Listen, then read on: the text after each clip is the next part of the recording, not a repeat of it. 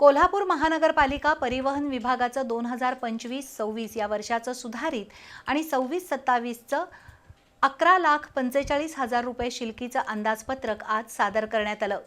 उपायुक्त परितोष कंकाळ यांनी परिवहन समितीचे सभापती सत्यजित जाधव यांच्याकडे हे बजेट सादर केलं।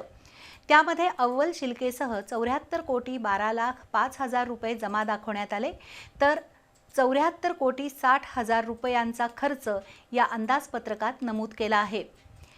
त्यामध्ये यावर्षी 23,25,00,000 रुपयांचं अर्थसहाय्य महापालिकेकडून घेण्यात येणार आहे। दुसरीकडे MIDC मधील जागेवर 100 इलेक्ट्रिक बसेससाठी सौर ऊर्जा प्रकल्प पूर्ण करण्याचं नियोजन करण्यात आलं आहे। पुढील वर्षात डिझेलच्या 48 आणि 40 इलेक्ट्रिक बसेस रस्त्यावर धावतील असं नियोजन आहे।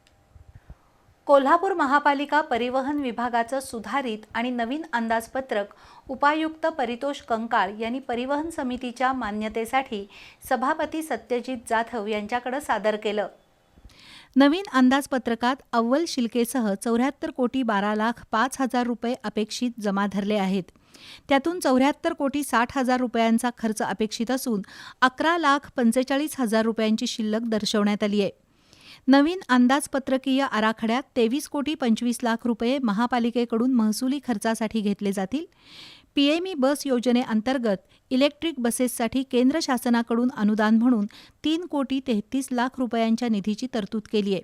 तसंच विजेवरील खर्चात बचत करण्यासाठी जिल्हा नियोजन मंडळ अथवा मेडाच्या अनुदानातून सौर ऊर्जा प्रकल्पासाठी 5 कोटी रुपये मिळवले जातील। इलेक्ट्रिक बससाठी आवश्यक असलेला प्रकल्प MIDCतील KMTच्या जागेत उभारण्याचा मानस आहे।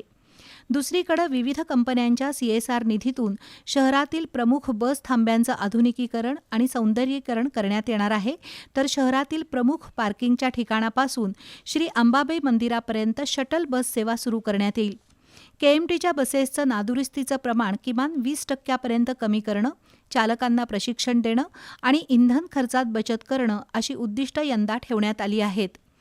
2026-27च्या नवीन अंदाजपत्रकात KMTच्या ताफ्यातील डिझेलवरील 48 आणि PME बस योजनेतील 40 इलेक्ट्रिक बसेस रस्त्यावर धावतील असं नियोजन करण्यात आलंय। त्यातून प्रवासी तिकीट विक्रीतून येणारं उत्पन्न, KMTच्या पे अँड पार्क योजनेतील उत्पन्न आणि बसेसवरील जाहिरात या मार्गातून येणारं उत्पन्न जमा बाजूला गृहीत धरण्यात आलंय। केंद्र आणि राज्य शासनाच्या अनुदानातून अत्याधुनिक डेपो विकसित करण्यात येणार असून त्यामध्ये इलेक्ट्रिक चार्जिंग स्टेशन, प्रशासकीय इमारत, वर्कशॉप, कर्मचाऱ्यांसाठी विश्रांतीगृह, कॅन्टीन आणि सांडपाणी प्रक्रिया प्रकल्प निर्माण केला जाईल।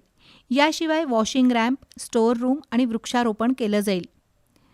अँड्रॉइड बेस्ड ई-तिकीटिंग, संगणकीकृत पास वितरण यंत्रणा, मोबाईल ॲपद्वारे तिकीट विक्री, डिजिटल पेमेंट, GPS, CCTV कॅमेरे बसवणे अशा कामांसाठी 8 कोटी रुपयांची तरतूद बजेटमध्ये करण्यात आली आहे। परिवहन समितीच्या मान्यतेनंतर हे अंदाजपत्रक स्थायी समितीच्या शिफारशीसह महासभेमध्ये अंतिम मान्यतेसाठी सादर होईल। आजच्या बैठकीला परिवहन समिती सदस्य दुर्वास कदम, उमेश पवार, मानसी लोळगे, श्रीधर गाडगीळ, प्रसाद जाधव, हेमंत आराध्ये, अक्षय शेळके, अतिरिक्त परिवहन व्यवस्थापक संजय सरनाईक, प्रकल्प अधिकारी PN गुरव उपस्थित होते।